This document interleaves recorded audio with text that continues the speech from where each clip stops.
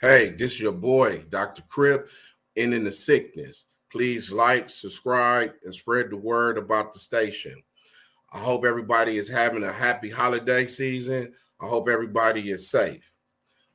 We almost there to 1,000 subscribers. So on my 1,000 subscriber, I'm gonna cash app you $100. If you my 1,000 subscriber, I'm gonna cash app you $100.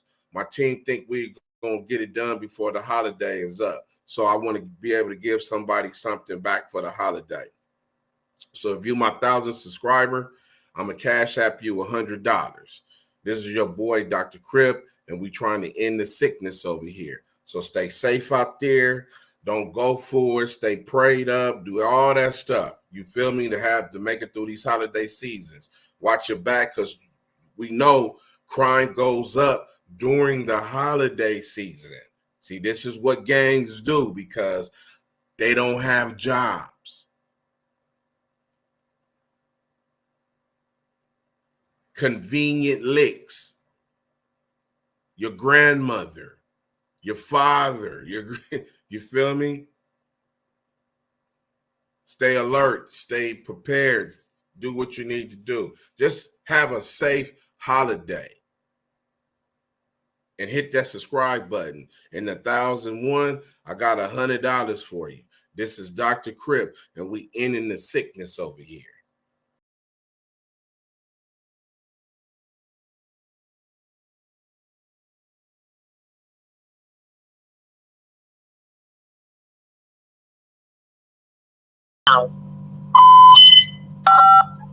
Thank you for using Global Tel Link. Hey, brother. Hey, what's up with you? All right, you back, huh? Yeah, I had to tap back in. How you doing, brother? I'm doing okay, bro. What's going on? You was talking to somebody else. You got somebody on the line. No, I don't have nobody on the line. It's just me and you. Okay. What's going on? Yeah. Shit, not much more than before. Still doing this time. Try not to let it do me. That's right. The last time that we communicated, we were talking about so much that I didn't get a chance to read you the comments of the people who had commented on the first video you did. So I wanted to share those comments with you right quick. The first guy says, "Shalom, shalom, excellent, Dr. Crip, praying for Mr. Robinson. You and your show, keep it up." I can't pronounce his name. Yeshaiah, Yeshia, something like that, from Kenya. Blessings. And yeah. And the second person is peace and love to all. Much love and respect, brother. You are the truth. Facts on top of facts. 100 with the arm sign, with the blood and Crip thing together. And the third one is love what you're doing, bro. I need all my people to get out of their sickness. Would love to speak on your show. I really have a blessing to put out there. I think you might enjoy it. Hit me back. So that was just 3 people that tapped in, man, from around everywhere, seems like. So you got people listening to you. You got people listening to you. You feel me? Right. So don't worry about that. Thing too, because what's good about saying that is listening, right? Yeah. It's crazy how we as especially black people, we don't really talk to each other too much. Yeah. I got just as much ear to listen to somebody as I got a mouth to speak, but just communicating with each other, man. It's real big, and we need that so much these days. And we need to be able to communicate. And not only that, just share our stories with each other, man, and help us get out of this sickness, man. I'm still dealing with this sickness, even though I'm not where I was some 20 years ago, on the gang aspect of the sickness. You know what I mean? It took me a long time to outgrow that, but like I say, I'm still dealing with some of those old emotions and old behaviors because it's we grew up. Some of us, were born and raised, like I said before, about this inherited role that we picked up growing up in these neighborhoods where that's all we knew was gang banging and drugs and all of that shit. So we later on in life, when we get older, we brought a lot of that old baggage with us. Exactly. It shows up in our behavior and how we deal with people, in the present and shit. So I'm saying that, like I said, I'm still dealing with some aspects of that illness and shit. It's not just about no blood and Crip shit. It's really about, and I'm talking about in terms of how we deal with not just another man, but women as well, and our families. You know what I mean? Yeah. We're working out of that old stupidity. You know what I mean?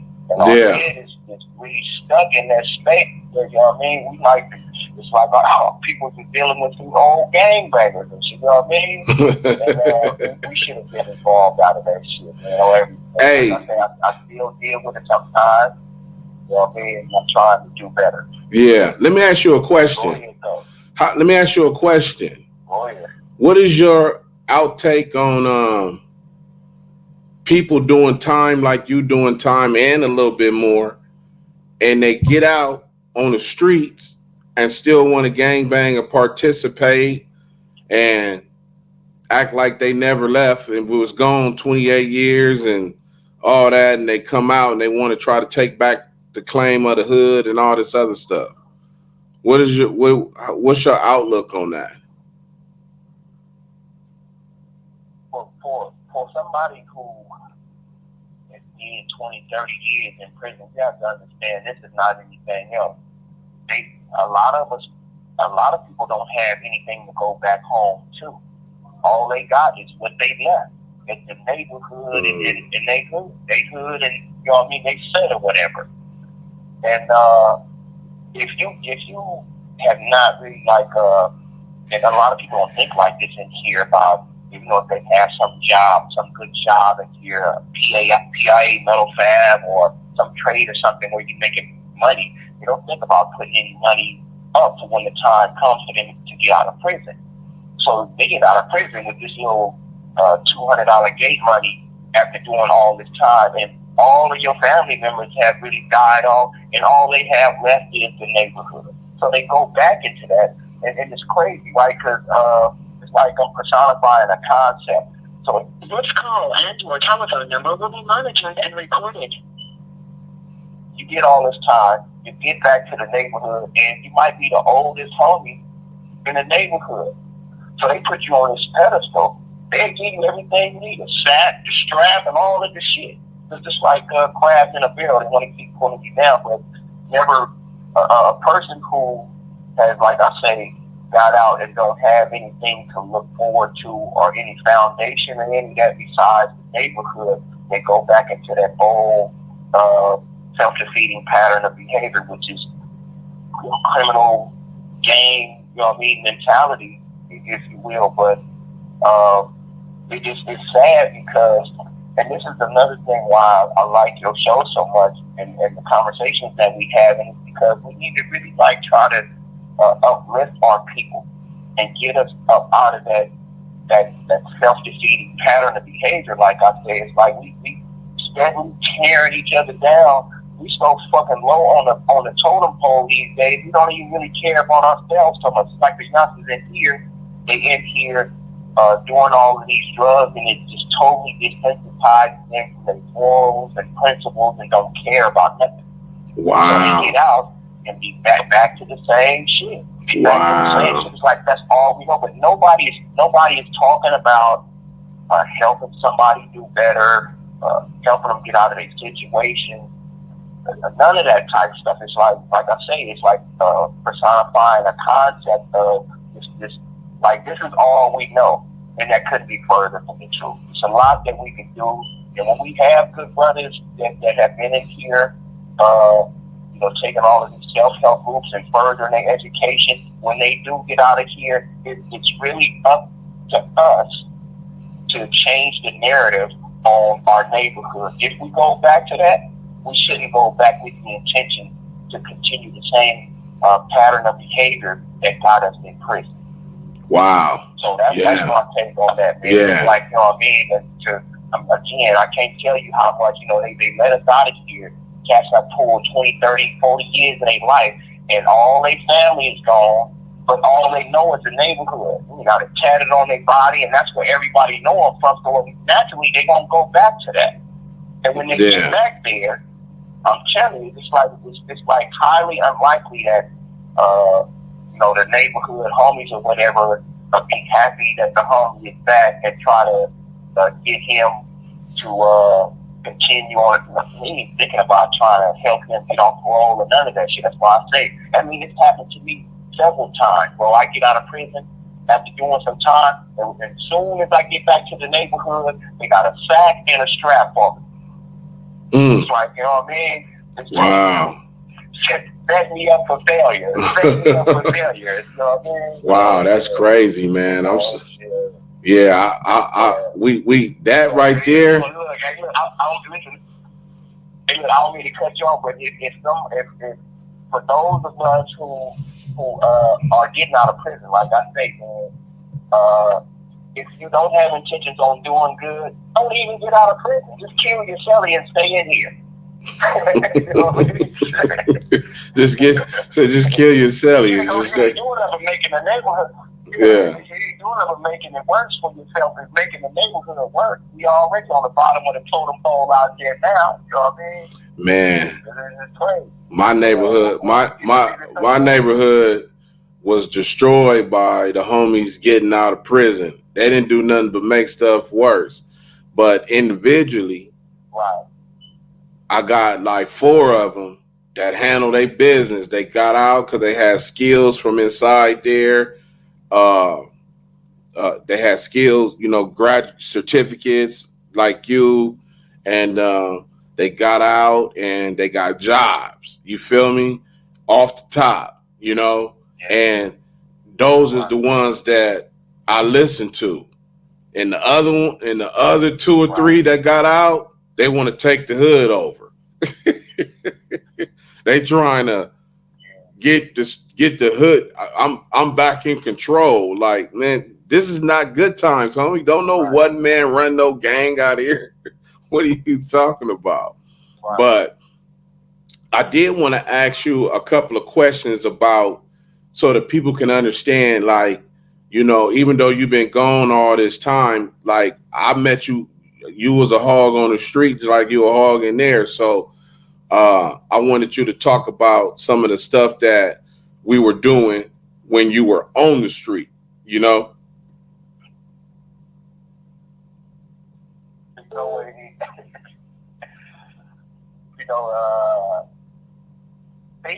Thinking about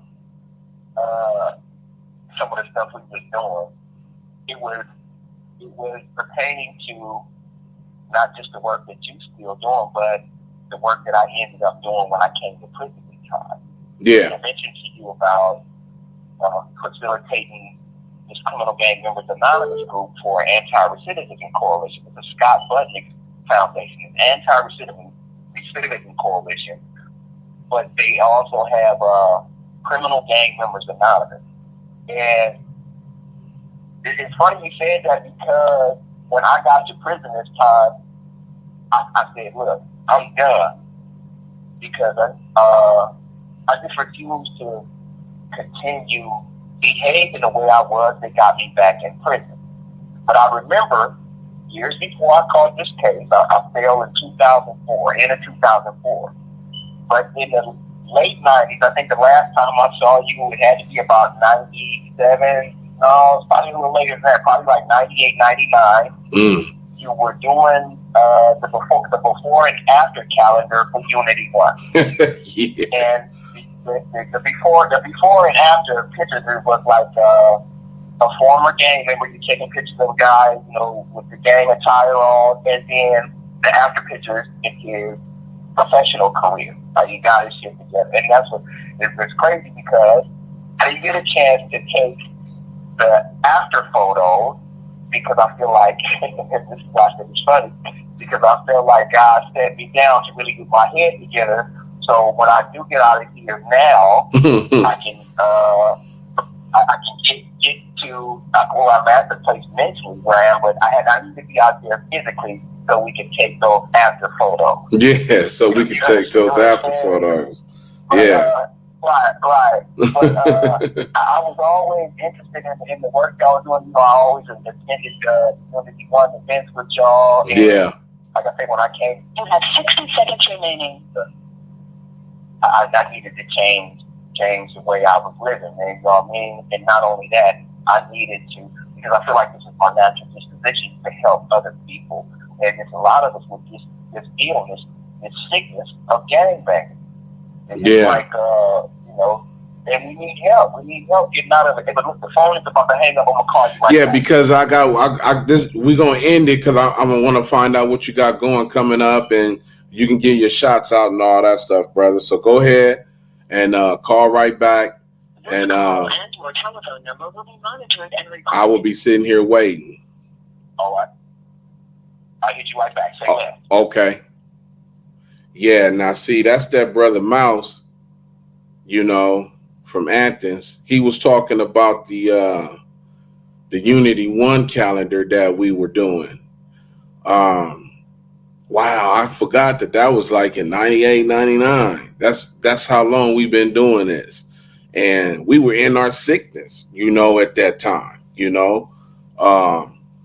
I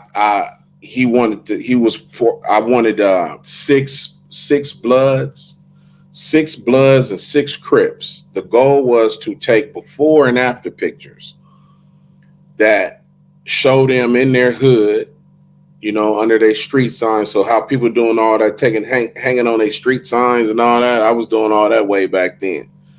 Show them in their hood, in their colors, and the picture next to them would be the after picture of where they at, how they was working, the job they had, or volunteering, or whatever they was doing, to show the transition of, you don't have to stay in that lane forever. I was sick, managing my sickness.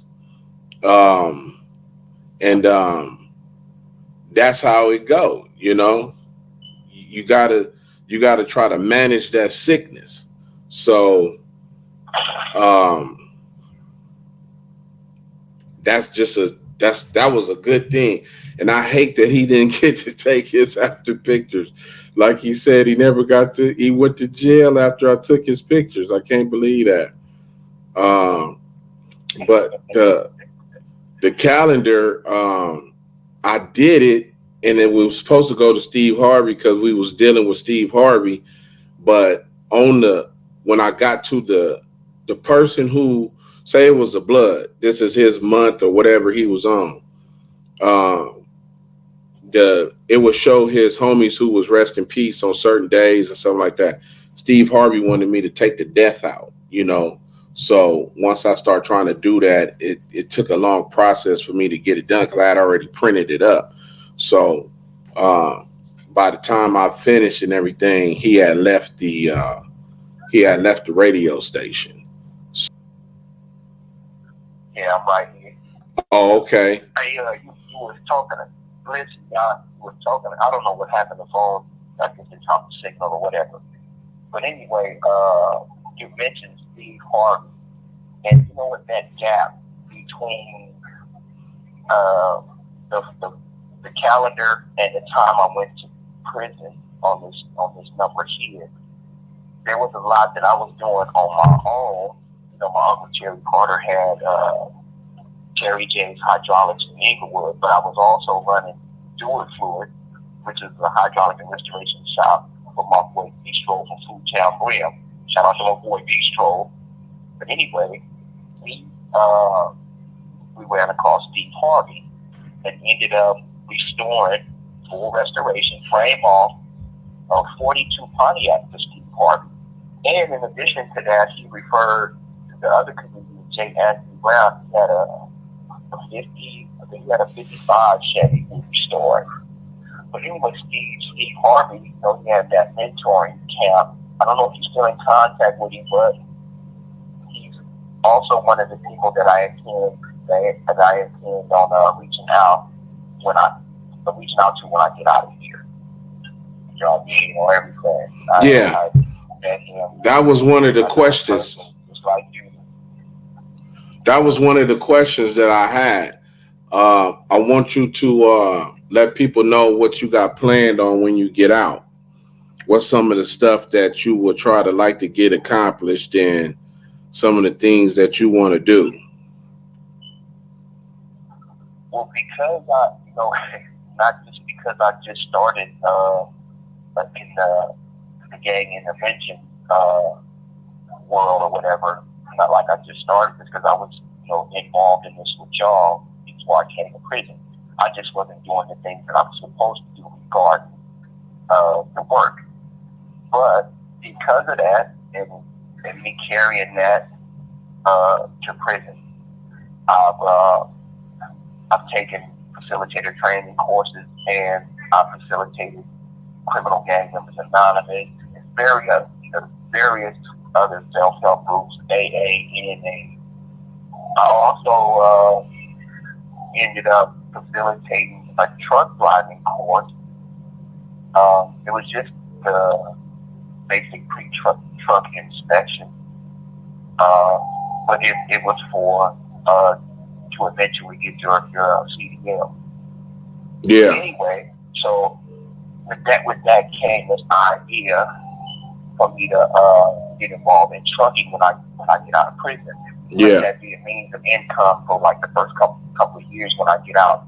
But I have a lot of resources in that career choice. I got family members who own trucks in their own trucking companies, and like I said, I plan on doing that for the first couple of years as a means of income when I get out.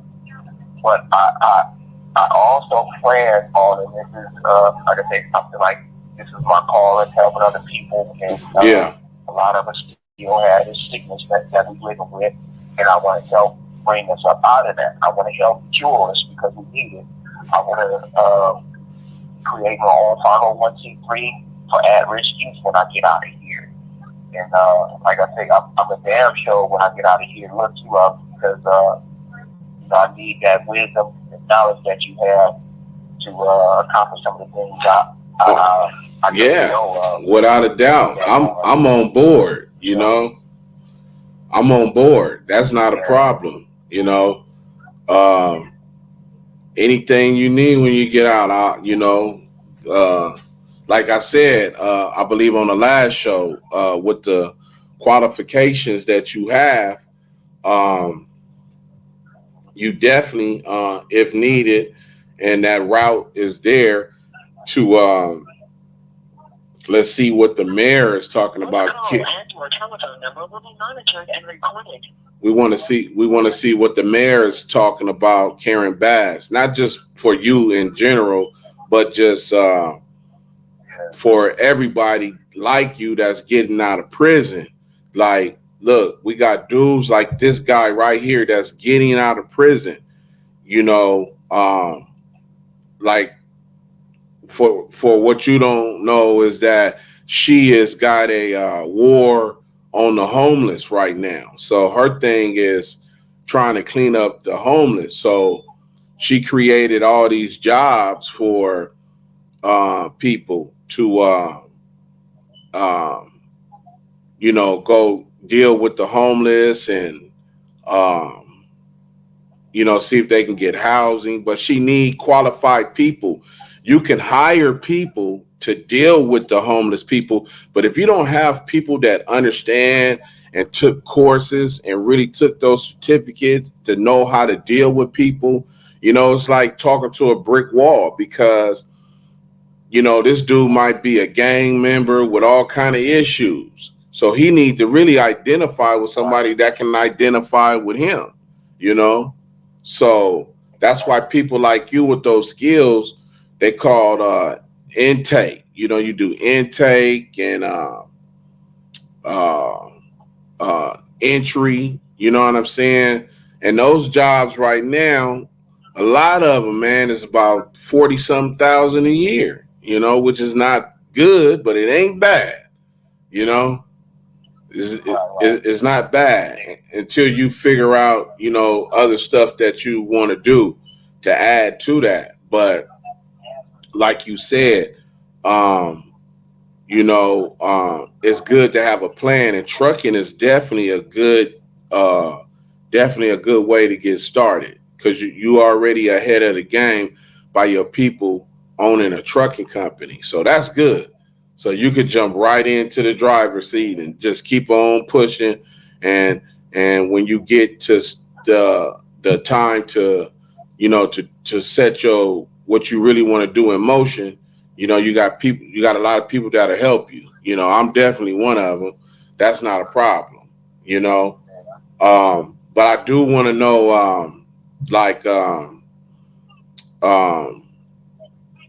when you say you want to, you want to give back and you want to do this and that, is it a Pacific group that you target? Because see, I only like dealing with kids. I don't like dealing with the people 17, 18, 19, 20. They didn't already made their mind up. I like to attack 8, 9, 10, 11. You know what I'm saying? 12. You know what I'm saying? That's my thing. Well, But that's why, yeah, that's why I said at risk youth. I'm on the same page you is. I ain't got time to be dealing with no grown man who should already know, what I mean, what life is about and how to live it. It just don't make no sense. So we trying to raise the younger generation to be more responsible and accountable and productive members of society. We don't want to raise them like we, because like for me, and I said this before, right, that I had 3 uncles that were delinquents when I started walking and got to the age where I can understand what was going on around me. That those were my role models.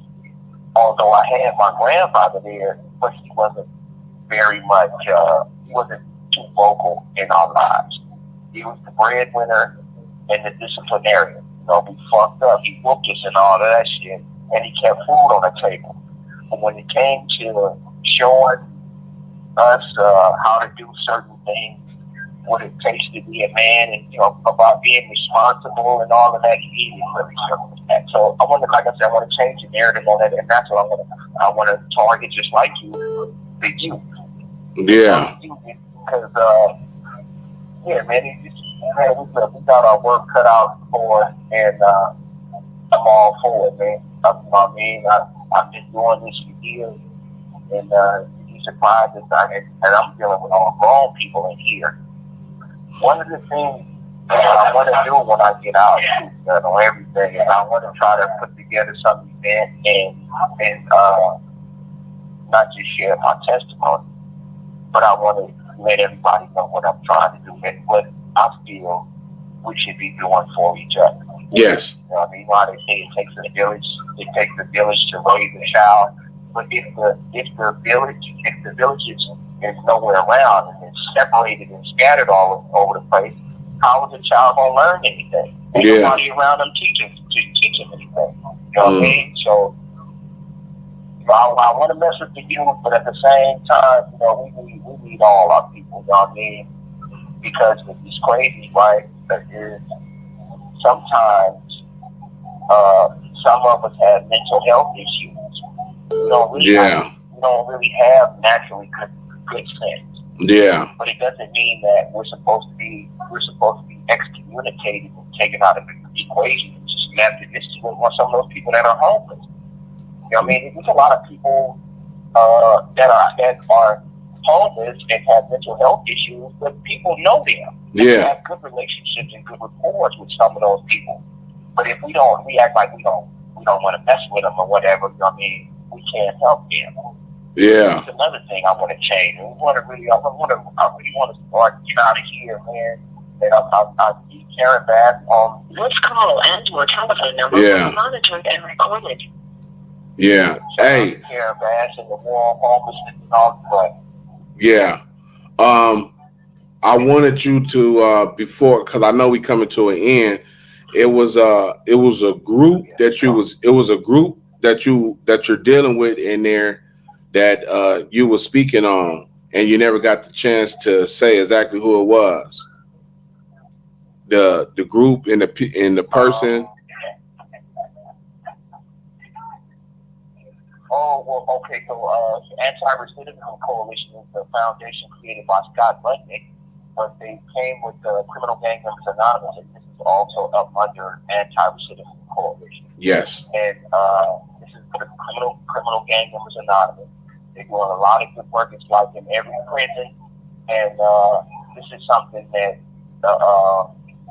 we should. And then the guy who created the organization, not Scott Budnick, but there was a life of I don't know the guy's name specifically, but I know that he's a lifer who got found suitable and got out of prison, and he decided to make Criminal Gang Members Anonymous a 12-step program. Okay. But anyway, so before I even met, like I said, I met Scott Budnick here on the 8 yard in Lancaster State Prison where I'm at now. But before I met him, I was facilitating Criminal Gang Members Anonymous years ago. Okay. I had my mind on doing the work. I was doing it already before I met him. So hopefully, and then one of my homeboys, shout out to Big Snoop, Tony Nichols from Athens. He works for Scott Budnick right now. Shout out to them for the work that they're doing with prison reform and gang intervention. Got Criminal Gang Members Anonymous, and we still need to know everything. I hope that. Yeah. Hello? I think we got cut off. But yeah, that was an interesting call from Mouse. So let's hope that he can call back if he got cut off and finish this part 3 with Young Mouse from Athens Park. Get your mind right. Man, if you're watching this show, you incarcerated, man. Get your mind right when you get out here, man. You know, don't jump back in like that, baby. Don't do that. Hey, this is Dr. Crip, man, and we ending the